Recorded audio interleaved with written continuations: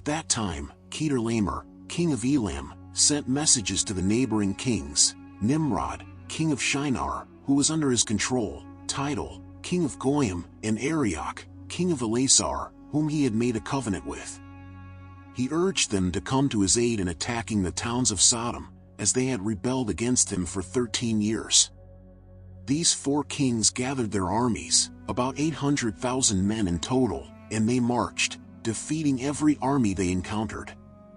The 5 kings of Sodom, Gomorrah, Admah, Zeboim, and Zor, Bera of Sodom, Bersha of Gomorrah, Shernab of Admah, Shemeber of Zeboim, and Bela of Zor, came together to face the invading kings in the valley of Siddim. The battle in the valley of Siddim resulted in the defeat of the kings of Sodom and Gomorrah at the hands of the kings of Elam. The valley was full of lime pits, and many of the king's men fell into them as they fled. Those who survived escaped to the mountains, and the kings of Elam pursued them all the way to the gates of Sodom. The kings of Elam plundered the cities of Sodom and Gomorrah, taking Lot, Abram's nephew, along with his possessions. They seized everything in Sodom and went away. Eunuch, Abram's servant, witnessed this and informed Abram of Lot's capture. Abram, upon hearing the news, gathered men from his household and pursued the kings. That night, they attacked and defeated them. The kings of Elam fled, each taking his own route. Abram recovered all the goods taken from Sodom, including Lot and his possessions, his family, and everything he owned, leaving him with nothing lacking. After the victory, Abram and his men passed through the valley of Siddim, where the battle had taken place. Bera, the king of Sodom, and his men, who had escaped the lime pits, went out to meet Abram.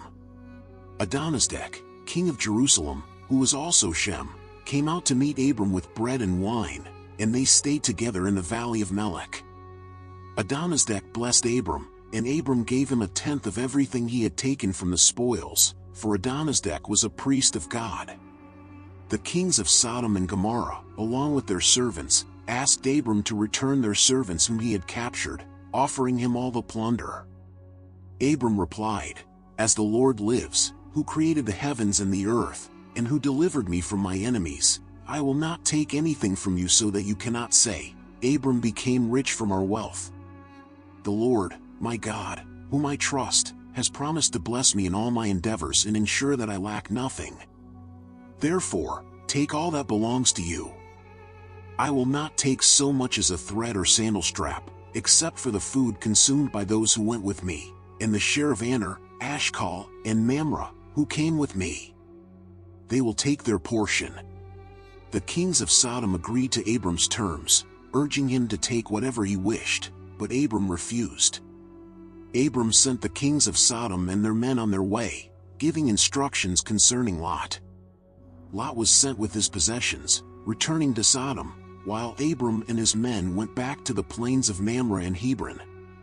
At that time, the Lord appeared to Abram again in Hebron, saying, "Do not be afraid, for your reward is great.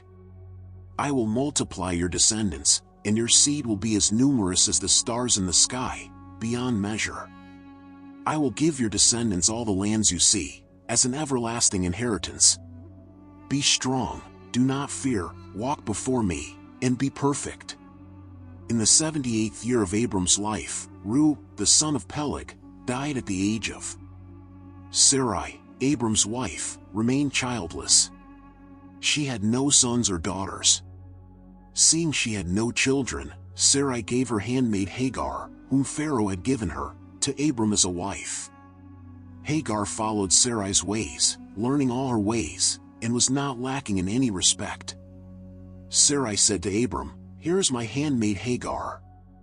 Have children with her so that I may have children through her." 10 years after their arrival in Canaan, when Abram was, Sarai gave Hagar to Abram. Abram listened to Sarai, and took Hagar as his wife. She conceived shortly thereafter. When Hagar realized she was pregnant, she became proud and despised Sarai, thinking that God favored her over Sarai, since Sarai had been unable to conceive. Sarai grew jealous of Hagar and her pride. Sarai thought to herself, This must be a sign that Hagar is better than me. Sarai confronted Abram, saying, "This is your fault. When you prayed for children, you never prayed for me to bear children. You have not said a word to Hagar, yet she despises me. May the Lord judge between us for what you have done." Abram answered Sarai, "Your servant is in your hands. Do to her what seems best to you." Sarai then treated Hagar harshly, and Hagar fled into the wilderness. An angel of the Lord found Hagar by a well in the wilderness. The angel told her not to fear and promised her that her descendants would be numerous, instructing her to return and submit to Sarai. Hagar called the well Bir-lahai-roi, meaning the well of the living one who sees me. It was between Kadesh and Bered. Hagar returned to her mistress's house, and later, Hagar gave birth to a son named Ishmael. Abram was years old when Ishmael was born.